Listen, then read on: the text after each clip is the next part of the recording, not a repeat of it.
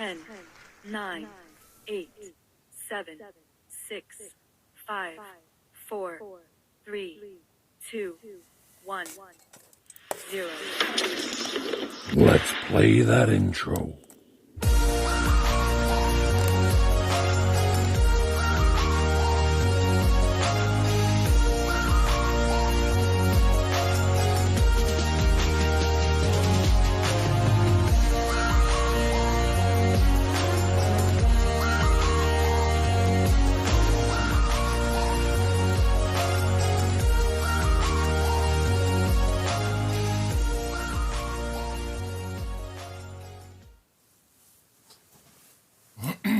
Alright, so I'm building a Phantom. It's a Revell F4F and it's coming along, do you know what I mean? I've started putting a little bit of paint down, wheels up, and I've got some tan on. It's tan, it's MRP brown. You can see I'm sort of mottled, wheels up, okay, steady away. But it's the dilemma of what's next, and we had club yesterday, and luckily Paul came across from the Whittle. Captain, hope you well? And yeah, Mark, I've got something for you. I'm like, yeah, what you got? Opens his boot up, and it's there. It's been a while since I've done a chopper, to be absolutely fair. MRP, look, it's been a while. Now, the last helicopter that I did was a Revell helicopter. Chuffing hell, right, what a Revell. It was a 1 in 48 Huey, I think it was. What an absolute ball ache of a kit that was. The video for that is down there somewhere, unless I deleted it, which I don't think I did. So, go and have a look at that and you'll see exactly what I mean, because Christ above, what an absolute nightmare that was. So he opens his boot up, does Paul, and he says, what do you think to that? And I go, oh, that's tasty that, mate. Fancy a bit of that. You know, show me the money and it's all yours. So we do the deal. Okay. Do you want to have a look? It's a big old bird, I'll tell you that. It's a big old bird. There you go. I'll pull it back a little bit, and then you can see exactly what it is. It's a CH-53 GS. I think that's a Sikorsky, if I'm not mistaken. It'll probably tell me somewhere, maybe in the instructions, and it looks really, really nice on the box art, although it is quite a bizarre looking helicopter once it's finished. 128 parts, 47.2 centimetres long, and 45, just over 45 centimetres on the blades. Now it's thrown me as that.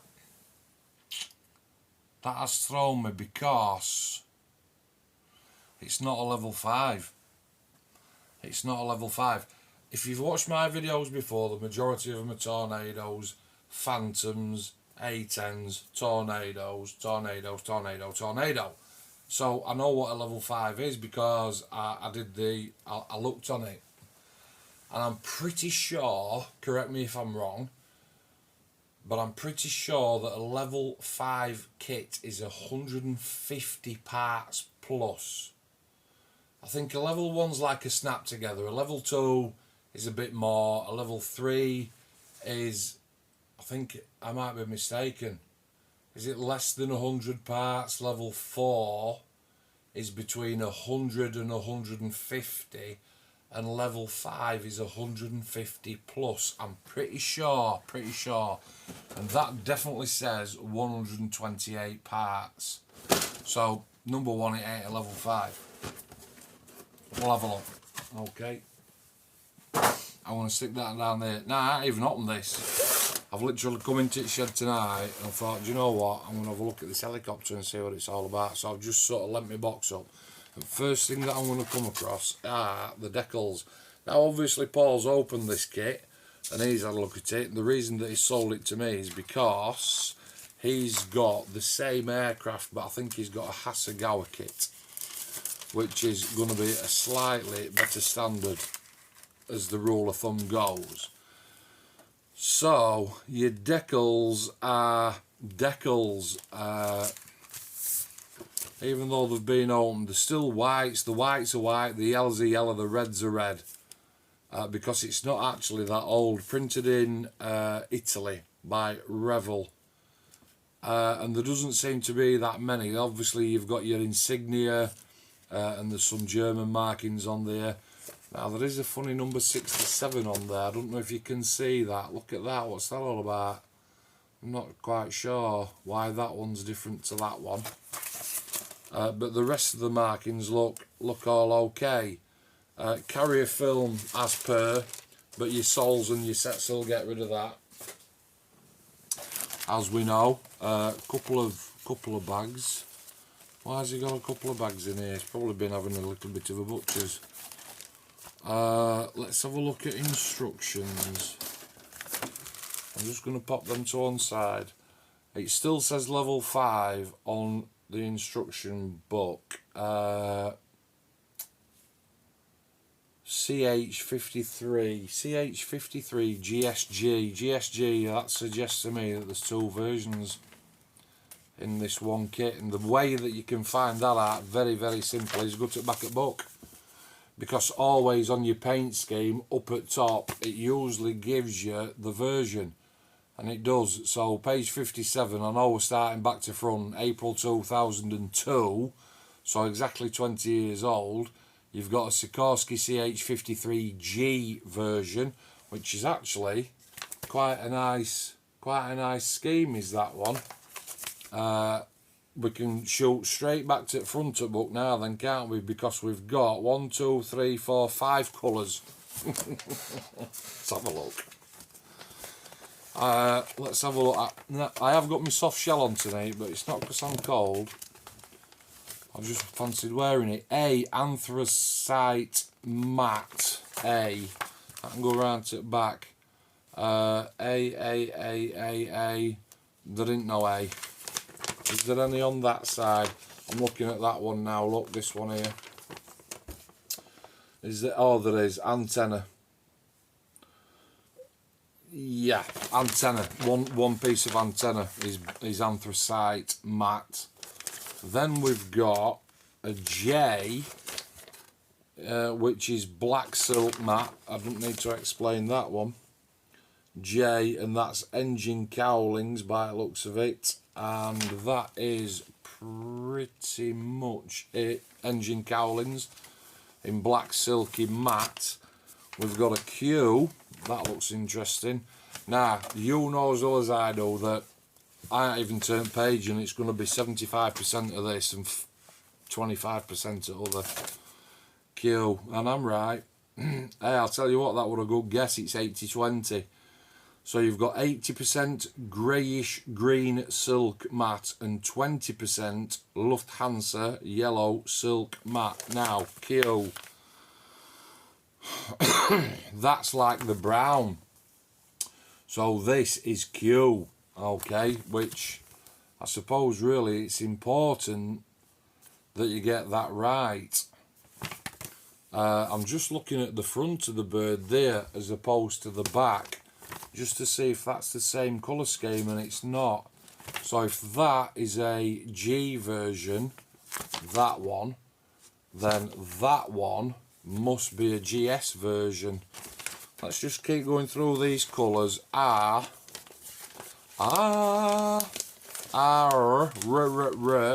is olive green, and then there's one more which is S, and that kind of looks like a grey. Looks like a grey, does S. S. Dark grey silk matte 75% and black silk matte 25%. I mean, when I look at the instruction book on a kit like that and I look at those paint colours, I literally want to go like that. Are you absolutely joking? Because then I've got to colour match them to something like, haven't I? I have. Let's go to the front. So the first colour scheme that I've got, right, which is basically a 3 colour scheme. You've got J, which we know. We've got an M, and we've got a P, and that's for that one. Okay, that's for that one. So it's just like a bit of a boring green. What colour's P? I'm not doing it in that scheme. I'm just interested to know. Olive green and light grey, 75% and 25%. 75% olive green and 25% light grey. Now, again, you know, in your colour cup, that means 3 drops of olive green and 1 drop of light grey. Blow it back and spray it on. But you can't never get the same mix right, can you? So you have to make a bottle up. So it's sort of 3/4 of a bottle of that and a 1/4 bottle of that to make that colour. But it looks a bit boring, to be absolutely honest. That is a GS version from May 2002, German version. It doesn't look striking enough to me. We have got, so that's a GS version. Now we've got a G version, which is the same year, but a month earlier, from a different branch. That's HFR32, and this is HFR35. And the only difference is, there's a shed load of bright orange decals on that one. But none of them two yet are this one, because this is a 1, 2, 3 tone green. That is a green. That's not. I'll show you in a minute, and you can chuff and tell me. And then your last one. In fact, if I just. So we did say Q. Right, we did say that Q was Q. Q is greyish green silk matte and Lufthansa yellow. Now, and if you look at that, that's 75% and 25%, and that is supposed to be represented with that colour, right? Okay, but then when you look at the actual drawing, the actual photograph of a completed kit, I mean, you know, it's this sort of light greenish colour, isn't it? Look at that, and then look at that. Are you telling me, where's my camera? Are you telling me that, let me just tap on there and see if I can get a focus. That is supposed to be that. Because it doesn't look no like, does it? It doesn't look anything like. I'm just going to pop my light on. So down she comes, down to there. I'm just going to tie that off and switch it on. Let's see if, yeah, we get a little bit more light. That's my homemade light. That's on video down there. So Sikorsky, it does look like quite a nice piece. 128 parts, so a level 4 actually. Okay, and let's have a look over the top of the book. I can see it's like a really shiny grey, light grey plastic, and there's 1, 2, oh, there's only 3 sprues. I'm telling you now, this has never seen a level 5, never seen one. I'll drop that down, and straight away I've got a little, not a concern, but just look at the amount of blackout there. That's, you know, that's 1/5 of the parts on the kit, that, isn't it? At least. It's got to be 1/5. And it'll be interesting to see what they are. I digress. Right, I'm going to build it now in my head. And I will take some photographs and show you what it's all about. Number 1, 2 and 3 and 4 are constructing the seats, which is no drama, as usual. Now then, this helicopter's got quite a big canopy on the front, so when you're detailing office, I suppose you're going to have to put a bit of time into there. Number 5 is a bulkhead and a floor pan. 6 is operator pedals, and 7 is putting your seats in. no drama. 8 is drilling holes into the sides, and again, now it's not normally on this particular stage, so normally you can see all those drills there, but what it would ordinarily say is whether it were for a G or a GS version, wouldn't it? Yeah, you know what I mean? One version or another. Number 9 is putting glass in, which goes in from the inside, which is an absolute bugbear of mine. I've said that in the past. Number 10 is putting the floor pan into the side of the fuselage 1. Stage 11 is putting the other side in and putting the rotor pin in. Don't forget that one. 12 is constructing the back door. 13 is putting the 2 halves together with the floor pan in and putting your rotor pin in from the side. 14, popping your door on. 15, popping your door on. 16, popping your door on. They're obviously showing you whether you want to have it open or closed. If it's in the box. 17, undercarriage. 18 is undercarriage fairing, which it shows you how to fit on stage 20. And up to press were pretty basic. And actually the instructions are pretty basic as well. 21 is doing the other side. 22 is fitting the canopy. I just hope that that's nice and clear, really. 23 is a couple of attachments that can stay off. 24 is front undercarriage, that can stay off. 26 I've got I was going to say I've got absolutely no idea. It's engines, so that stays 26 and 27. And now it is showing different versions on engines. It's showing you the GS version. This is right. I'm lingering on this one. Section 27. I'll take a picture. I'll stick it up here. It's showing you a GS version, a G Plus, and a GS version. So, I mean, come on, Revell, for Christ's sake, give us a chuffing clue. G Plus GS version. Same for section 28 because it's port side. There's actually 2 different kinds of engines on section 30, so you have to decide early on which version that you're going for, GS or G Plus. Don't say no about a G Plus in back of here. We've got a G, a G, a G, GG, a G, a GS, and a GS, and a GS. Don't say all about GS Plus. I'm 18 minutes into this video and already I'm thinking, do they even know what they're on about? If they don't know, how am I supposed to know? Okay.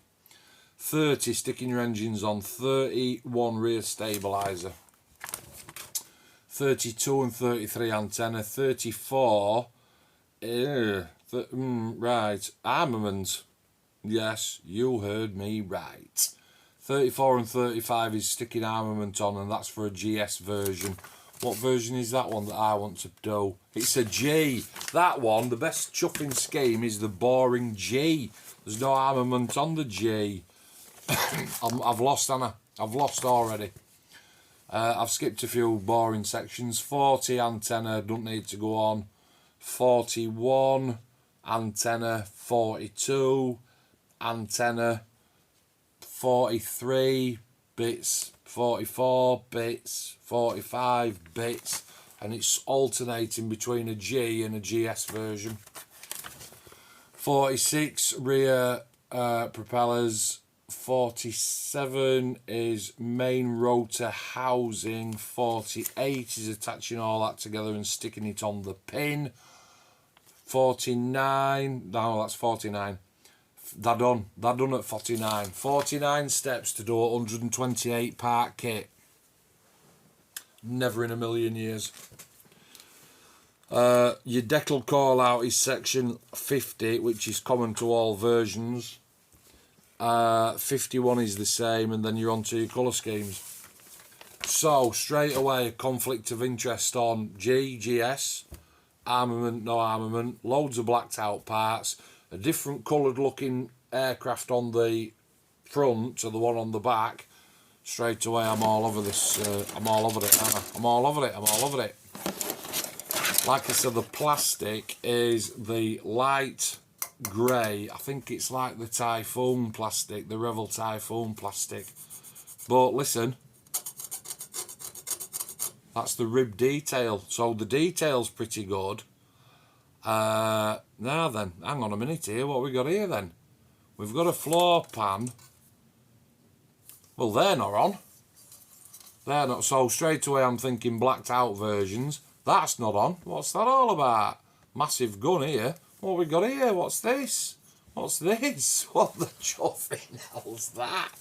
What's that? Blacked out, I've no doubt. The rotor blades are absolutely enormous. But what's worse is the gates. So look at the thickness of the gates here.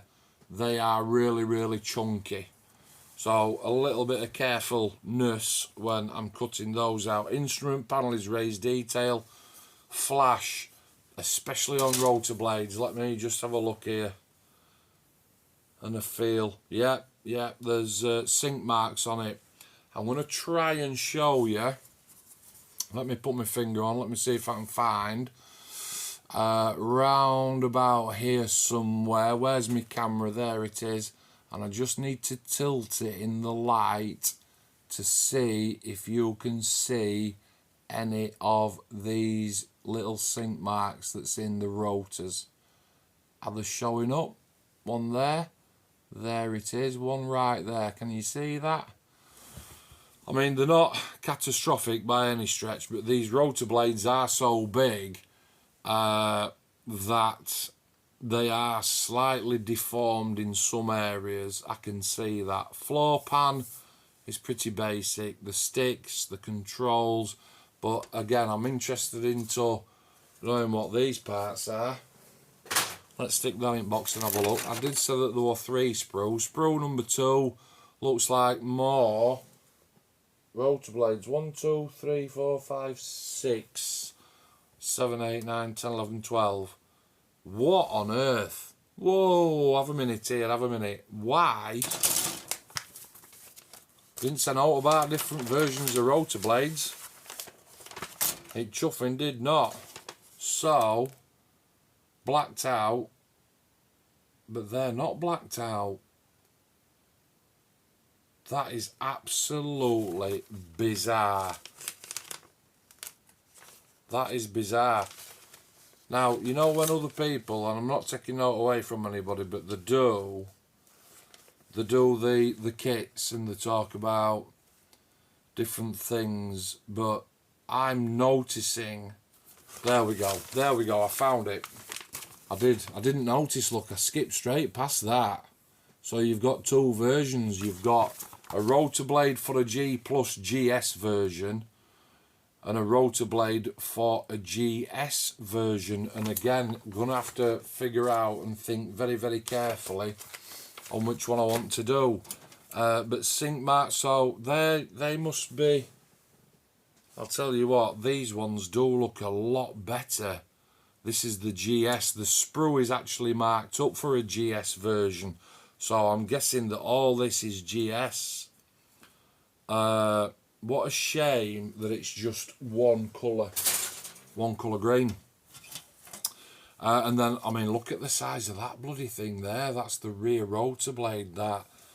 And you've also got engine cowlings and wheels. I'm looking for flash and sink marks and things that are going to stop things marrying together. So where's my camera? And again, it must be, I don't want it to be difficult to see. Can you see? Focus, look, straight away. So you're sanding. Alright, you're sanding, but it's just a sanding stick, isn't it? Now then, I'll tell you what I have noticed, some upside down. I'm going to chuff and piss myself if I turn that proper wide, and I have. Jesus Christ. Nah, look at that. Where's it gone? Come on, find it. Look here, what's this? A chuffing Jeep. It doesn't know instructions about building a Jeep. Nothing. How bizarre is that? And there's the front bulkhead and the 2 seats. Chuffing hellfire. I'll bet that other part, yeah, that'll be under, that's underside. So by the looks of it, you get a Jeep. Let's have a look at, chuffing hell, that were close, undercarriage. Let's have a look at the detail. Listen, listen, where's my microphone? Down here. In fact, I'll turn it round. Listen. That's good. See if I can show you that. Can you see that in the light? Can you see that rivet detail? Let me just, there you go, there it is. Look at that rivet detail on there. Now that does look pretty tasty. That does look nice. I'm just wondering about the decals fixing to that. Should be all right, and it's quite a nice size as well. Quite a nice size, and then obviously I've got the other side, which you don't need to see, and then in the clear parts bag I've got the internal windows. But what I'm interested is the front windscreen, which is, let me just have a look here. There is a little bit of deformation on the front panel and the side panels. So where the lights, I've brought my light down, so where the light is sort of bending, I can see in this part, the light is bending and it's showing me the warp. It's not absolutely crystal clear. However, I'll bet that that part is a painted part, and it most certainly is. Okay, so all that sort of warped area gets painted anyway, so not too bad. Not too bad. I'm looking forward to this one, Paul. Cheers, mate. 1 in 48 Sikorsky helicopter. All I've got to do now is sort of figure out what configuration I'm going to do. Whether I'm going to do the G or the GS. Whether the book has made its mind up by the time I get to paint scheme. Interesting little thing with the little Jeep there. That's made me chuckle as that one. This is after Phantom as well, don't forget. After the Phantom's finished. The detail is not too bad at all. There's loads of little aerials and attachments, as you would figure. Big gun there and sort of like Jeep undercarriage and stuff. I'll do that first and see how that turns out. Nice to see that there's the 2 rotor blade options. There is a little bit of excess plastic running down that edge, but again, blade at knife will just take care of that, no problem. And like I said, the decals don't look too bad, mate. So I'll have a crack. And that just about wraps that up. That's what's coming on to bench next. And then after that, I've got a really, really nice, special, very, very special project for myself. Okay. That'll do for now. Take care, everybody. Stay safe, and see you next time. Cheers.